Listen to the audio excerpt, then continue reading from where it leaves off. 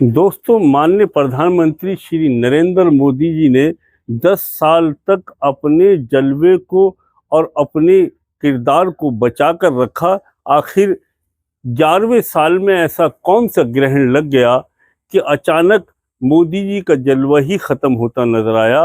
मोदी जी के जो अंधभक्त थे वही उनके खिलाफ नजर आए, आरएसएस के प्रमुख भी उनके खिलाफ नजर आए और देश की जनता भी का भी आक्रोश मोदी जी की तरफ बढ़ चला। यानी अचानक सीज फायर का हो जाना और ऐसे वक्त में जंग का बंद हो जाना जब हम जीतने ही वाले थे। यानी जंग का उसूल यह है कि जंग जब तक किसी नतीजे पर ना पहुंचे और वो भी ऐसा नतीजा जिसमें जीत हासिल होने जा रही हो। आखिर क्या वजह है कि मोदी जी का जलवा एकदम खत्म क्यों हुआ? इसकी बहुत बड़ा कारण है जो मैं आपको बतलाने जा रहा हूं। मेरे साथ में केवल 2 मिनट शांति के साथ में आप बने रहें।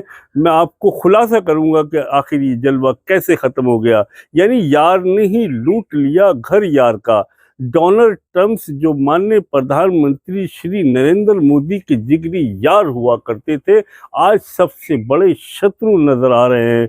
कोई मौका नहीं छोड़ रहे जो माननीय श्री नरेंद्र मोदी जी की थू थू ना करा रहे हो, जो नरेंद्र मोदी जी की के पीछे हाथ धोकर ना पड़ गए हो। यानी जिस वक्त में अमेरिका के अंदर राष्ट्रपति चुनाव हो रहा था, उस वक्त में माननीय प्रधानमंत्री श्री नरेंद्र मोदी अमेरिका पहुंचते हैं और पहुंचने के बाद में जो जो भारत के मूल निवासी जो महिला थी कमला हैरिस, वो वहां राष्ट्रपति पद के लिए उम्मीदवार थी और माननीय प्रधानमंत्री कमला हैरिस की हिमायत करते हैं। डोनाल्ड ट्रंप को बेपनाह नागवार गुजरा, बल्कि डोनाल्ड ट्रंप ने जिस वक्त में ये कमला हैरिस की हिमायत कर रहे थे, डोनाल्ड ट्रंप ने इनको चाय पर बुलाया था और ये उसकी चाय को की दावत को कन्नी काटकर इंडिया चले आए थे।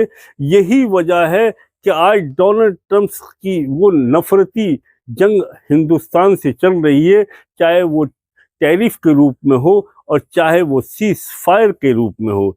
यानी डोनाल्ड ट्रंप जो दिखाई दे रहे हैं वो पाकिस्तान के साथ खड़े हुए दिखाई दे रहे हैं, और जबकि किसी वक्त में माननीय प्रधानमंत्री श्री नरेंद्र मोदी के जिगरी यार हुआ करते थे। यानी मोदी जी की उस जरा सी भूल की वजह से, कमला हैरिस की हिमायत की वजह से भारत को इसका बहुत बड़ा खमियाजा चुकाना पड़ रहा है और साथ में माननीय प्रधानमंत्री की छवि भी धूमिल हुई है। आज ऑपरेशन सिंदूर को लेकर माननीय प्रधानमंत्री श्री नरेंद्र मोदी जो उस ऑपरेशन सिंदूर को आने वाले इलेक्शन जो बिहार का इलेक्शन है, जिसमें माननीय श्री नरेंद्र मोदी उसको भुनाना चाहते हैं। यानी गिरीवी सबसे घटिया बात यह है कि एक डिबिया के अंदर सिंदूर डोर टू डोर पहुंचाया जाएगा, जिसका कोई औचित्य नहीं है।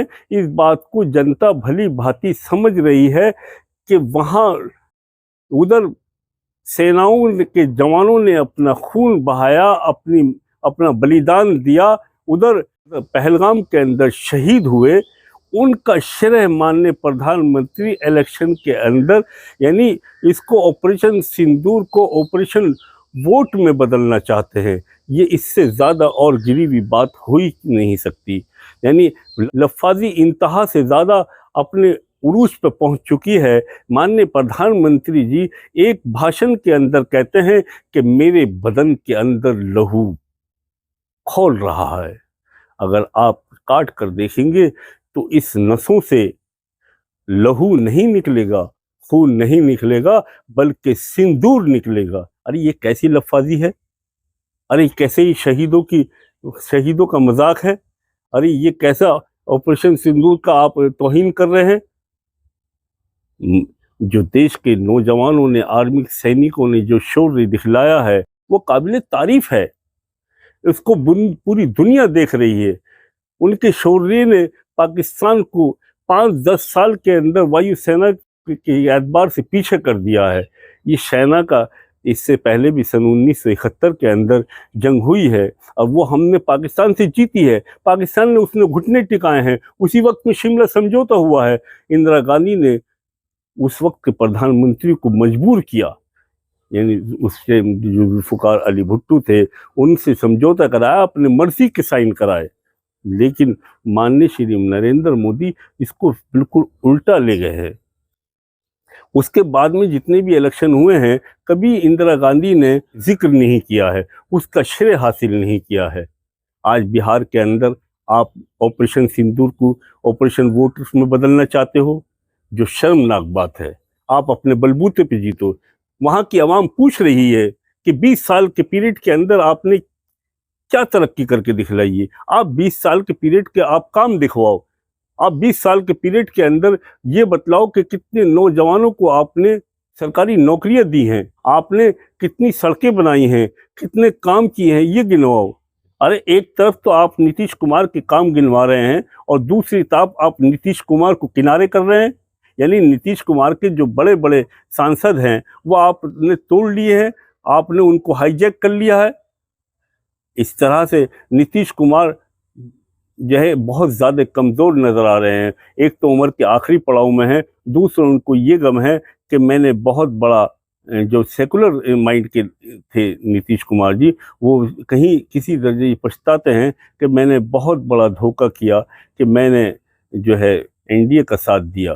तो दोस्तों, ये एनडीए का साथ देना उनको जीवन भर सताएगा। उधर बिहार की राजनीति के अंदर एक बहुत बड़ा उलटफेर होने जा रहा है।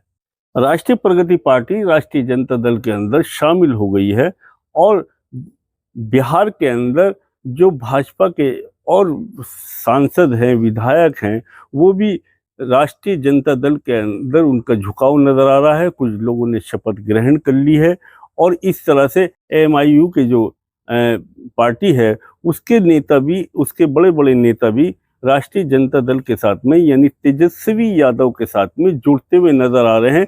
तेजस्वी यादव का दिन पर दिन कद बढ़ता ही जा रहा है। तेजस्वी यादव ने पूरी बिहार के अंदर चुनावी बिसात को बिछा दिया गया है।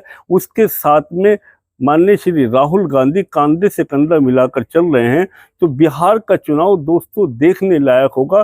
बिहार का चुनाव निर्णायक रूप में होगा और बिहार का चुनाव बतलाएगा कि देश में एनडीए मजबूत है या गठबंधन मजबूत है।